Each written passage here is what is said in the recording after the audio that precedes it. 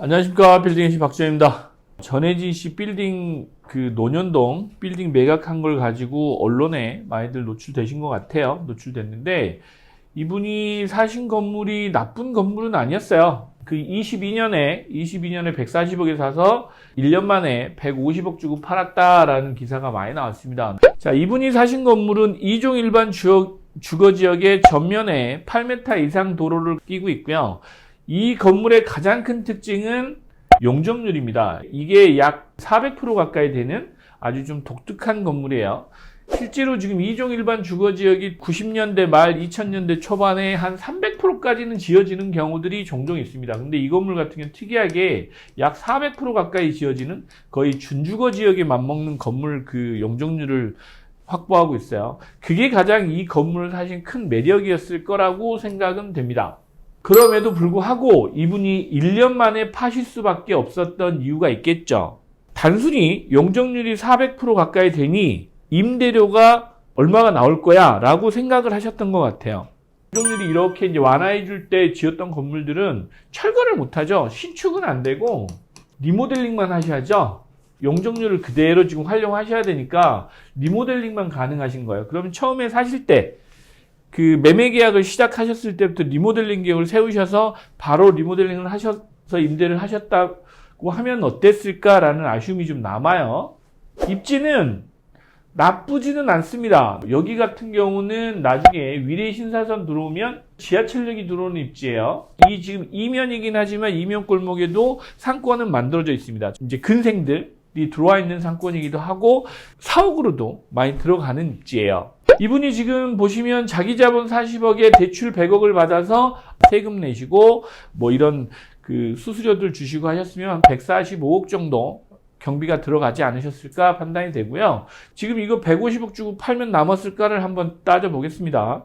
자, 150억에 140억 10억 차이 생겼죠. 10억 차이 생겼는데 여기서 단순 계산하면 경비 8억, 대출이자 4억입니다. 그러면 2억 정도 손해 본 걸로는 보이는데 저는 아마 이 이상 보셨을 것 같아요.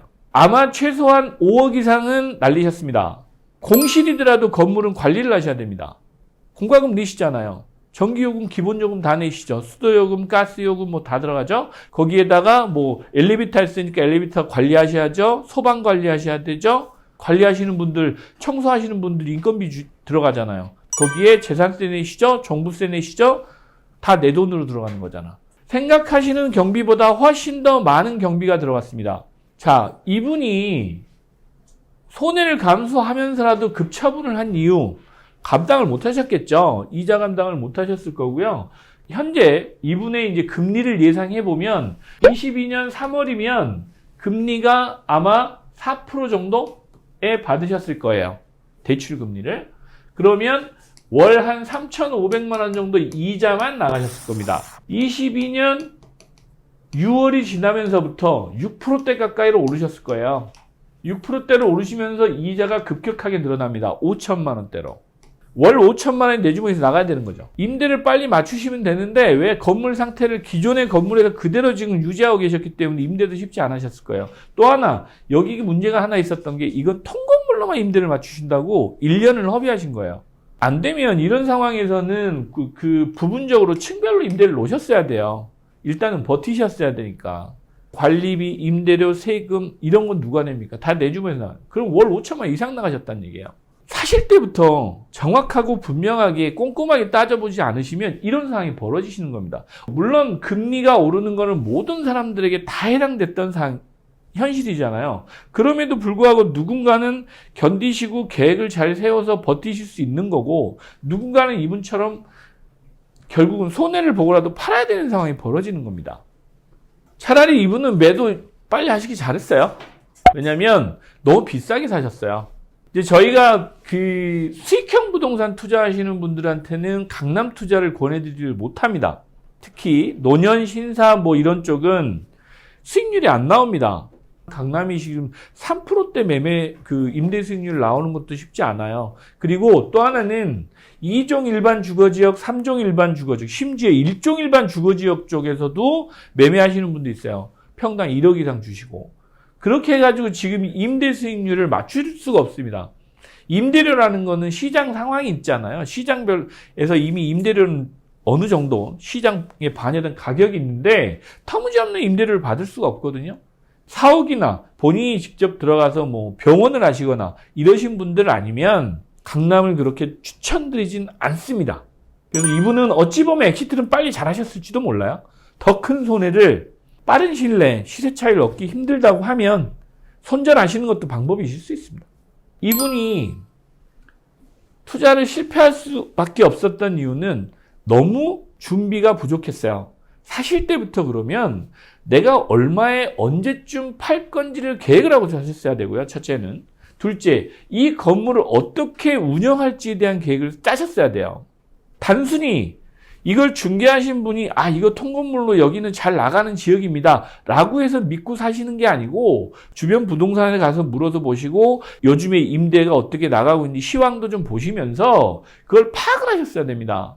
그게 좀 아쉬워요. 그게 아쉽고 제가 이 건물을 사시라고 제가 추천을 드리는 입장이었다라고 하면 처음부터 계획을 세워드렸을 겁니다.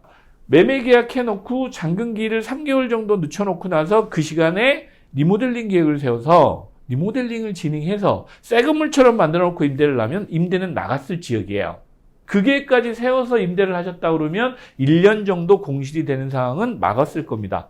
중간에라도 임대가 맞춰졌다 그러면 버티실 수 있잖아요. 그렇죠? 여러분들한테 이제 오늘 말씀드리고 싶은 건 그렇습니다. 첫째, 건물을 사시기 전에 충분히 가서 보시고 임장해 보셔야 됩니다. 저희 클라이언트들한테는 건물 4번 이상 보고 오시라고 그래요. 그 건물을 사실 때 평일에 점심때 저녁때 가서 보시고요. 주말에 점심때 저녁때 가서 보셔서 4번 이상은 꼭 보시라고 말씀드리고요.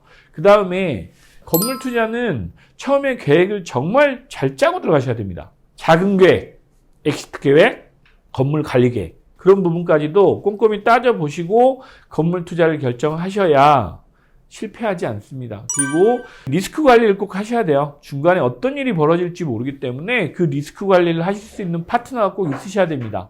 막연하게 가셨다가는 낭패 보실 그 사연들이 너무 많습니다. 좀 더 꼼꼼하게 사업 계획이라는 걸 좀 짜보시고 이렇게 투자해 보시기를 좀 추천드립니다. 네, 오늘은 여기까지 말씀드리도록 하겠습니다. 감사합니다.